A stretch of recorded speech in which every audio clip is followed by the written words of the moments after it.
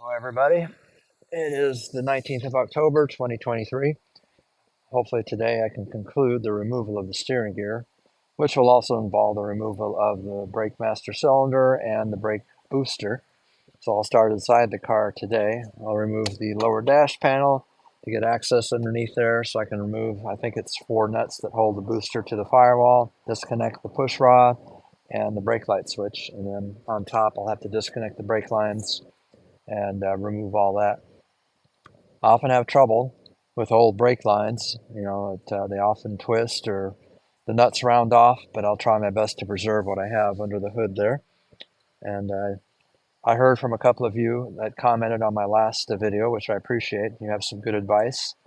And both of you said that it is possible to get the steering gear out from underneath. Probably a lot easier with the pitman arm removed.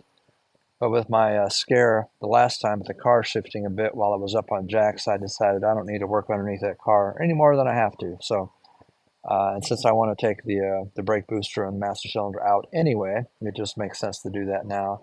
And then I'll simply be able to lift the steering gear right out because it's already loose. So after I remove the lower panel here, which I've shown in an earlier video before because I had to replace the ignition switch. Actually, that's not true. I just had to have a key made for the ignition switch. But anyway, just a reminder that these 2 screws that are hanging down right here in the back, they don't need to come out all the way. You can just leave them hanging in place because they work well when you're reinstalling it. To put these, to hold it up, makes it easier. One thing I noticed is that apparently I broke my my wiper switch the last time. I remember when I was pushing the knob on the front here, I heard something pop. And apparently the back of it popped off. There's a little spring and whatnot down here. So I'm going to remove this assembly while I got this apart to see if I can repair it. Otherwise, that's another part I'm going to have to acquire.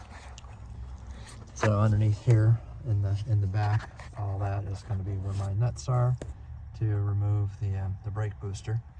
I don't think I have to do anything else under here except get my socket in there on the nuts to get them loose over there. Well, as soon as I crawled underneath here, I realized, it's awfully crowded under there. I think it's going to be easier just to remove the steering column because the linkage, the coupling is already detached from the steering gear, so that's a big part of what it takes to get it out. So I think it'll be a lot easier just to move it out of the way so I can get to the brake booster nuts very easily. While I was under here, I discovered that there's a foot switch here that I thought was only used for the search feature that's on an AM/FM radio in these cars. The other foot switch, of course, being the high beam switch, but that one I didn't think was available to be used with an AM radio, which is what's in this car right now. Pretty sure the AM radio did not have a search function like that.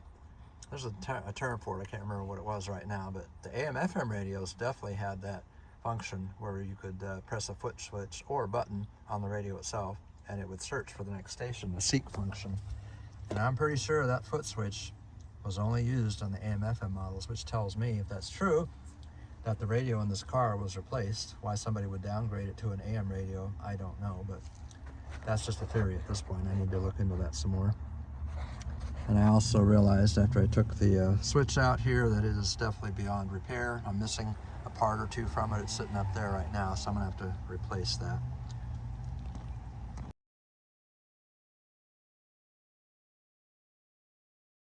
All right, moving along here. This bar that was sitting under here before was stuck on there pretty good. It hadn't, I don't think it's ever been off, so it took some prying to get it off once I got the nuts out from underneath, or the little bolts. And the 4 bolts that hold this to the firewall, this bottom part of the steering column, I've got the 3/8 socket on there now. I'll start taking those 4 out. And there's also a brace right under here. I don't know if I can show it properly on the camera.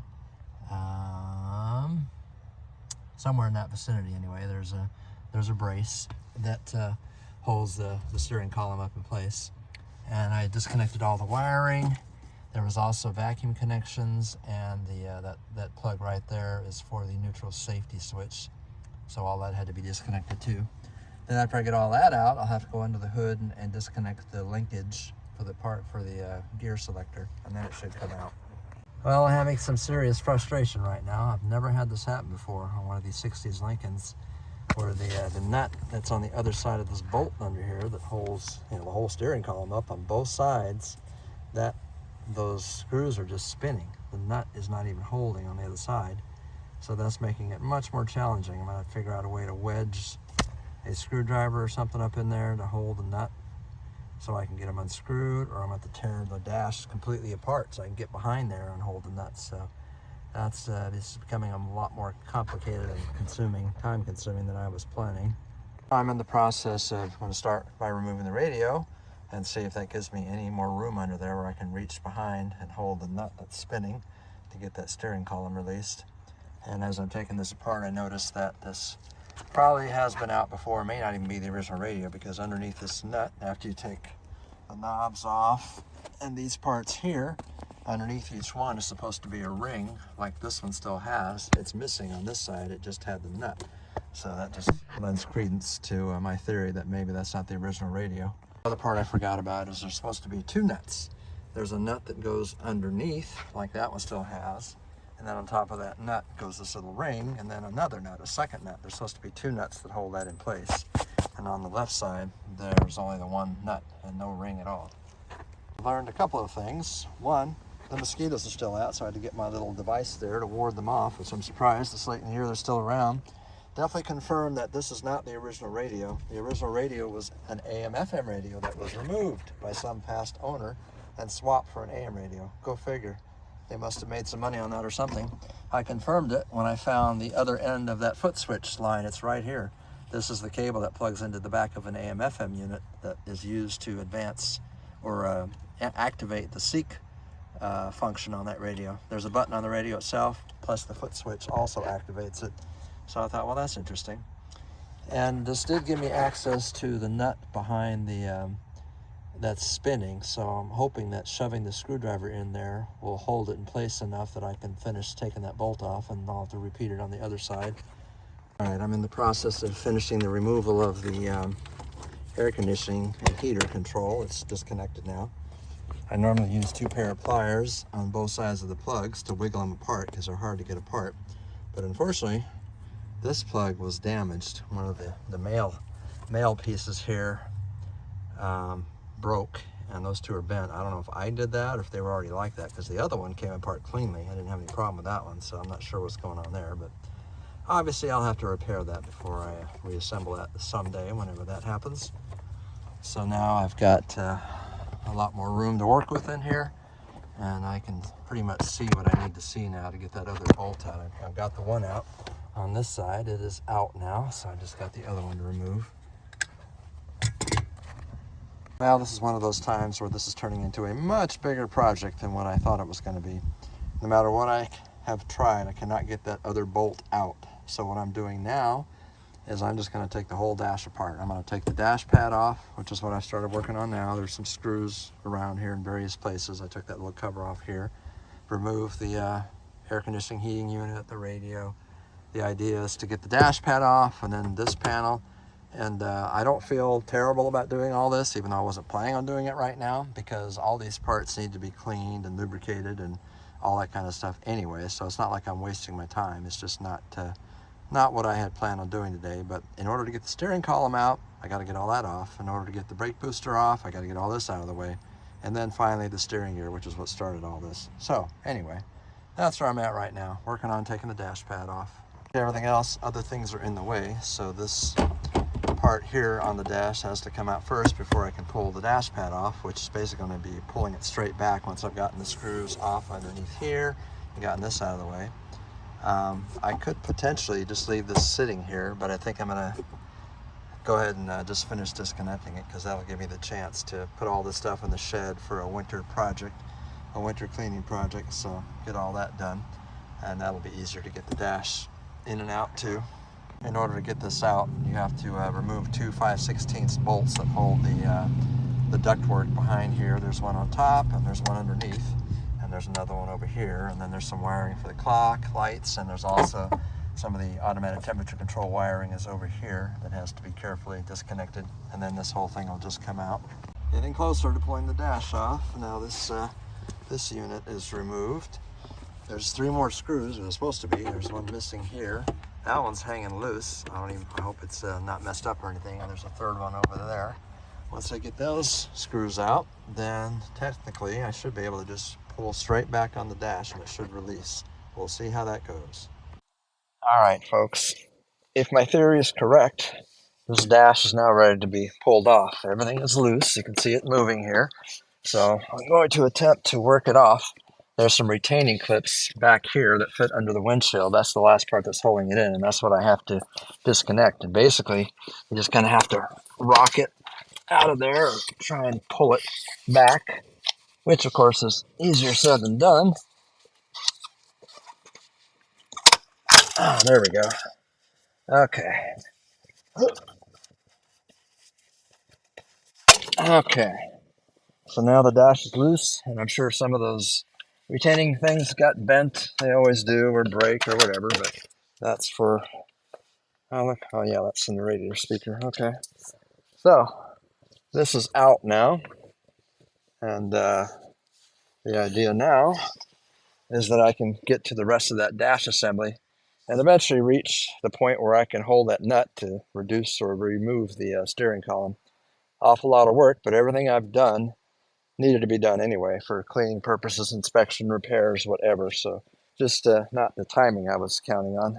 Taking a closer look at things, I don't mind taking all this off because you can see how corroded it all is. It'll be a lot easier to work on that, in my shop and whatnot. See if I can clean that up and reuse it.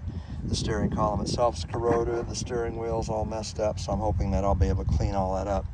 So this stuff had to come out anyway, so I don't feel too bad about having to tear this apart. So, and the dash itself is actually in pretty good shape. Quick update as I continue disassembly. There were a bunch of small Phillips screws that hold the whole speedometer assembly in place. There were several up top here. There were several underneath. Those all have to come out.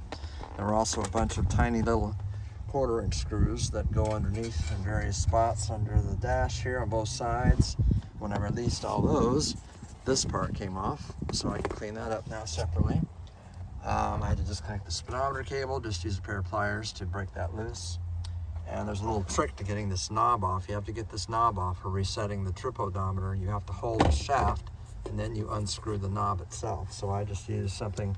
There's actually a little tiny slotted, little tiny thing in there. If you have a tiny little slotted screwdriver, you might actually be able to hold it with that. But I found it easier just to use these cutting pliers because they have enough room to get back in there without cutting it, of course, just holding it, and then I use my other hand to untwist that little knob. Once you've done that, it'll just come right off, and then theoretically this should just come off. Let's see what happens. Yep, and there it is. So there's that part. I can set that aside and clean that up later.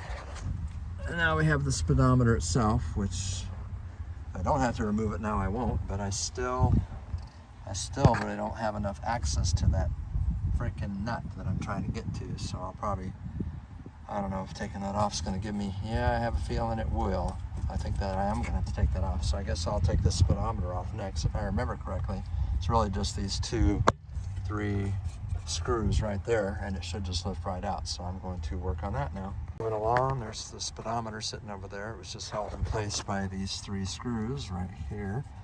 And what I've done this time, instead of putting all these little screws in a Ziploc baggies, I just put them right back in their locations where I removed them from. That way, later on, when I put all this back together, there's no question about where the screws are supposed to go. So I think I can almost get to the top of this where that nut is. I'm going to remove this little plate that's right here, which is directly above it. I'm hopeful that that might give me some visibility back there. We'll find out. Well, it only took all day long, just about, but I finally got the other bolt loose that was holding the steering column out. So here's the other bolt. I'll have to eventually probably be forced to remove the remainder of the dash, the entire thing, and lower it so that I can get behind here where these 2 nuts are at that are loose, that are no longer in place like they're supposed to be, because I'm going to have to fix that in order to reinstall the steering column. So that entire dash is going to have to come down. I have had them off before, so It just a lot more work in the future. In the meantime, now that I have the steering column loose, the only thing I really have to do is work it through the hole in the firewall, and the linkage is still attached under the hood. I was having trouble getting the cotter key out, so I thought maybe if I pulled it through the opening in the firewall, I could reach it easier. So we'll see if that theory was true or not.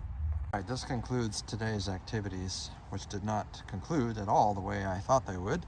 This day started with the whole idea of removing the brake booster and master cylinder, which, as you can see, is still in the car. And as soon as that's out of the way, I'm simply going to lift up the steering gear, which is completely free, just waiting to come out of the car. So the whole idea was to get the brake booster out, which means I needed to get it under here. And the only easy way to do that was to get the steering column out of the way. But to get the steering column out of the way took a gargantuan effort, mainly because the nuts that hold the steering column up in place were spinning on the other side.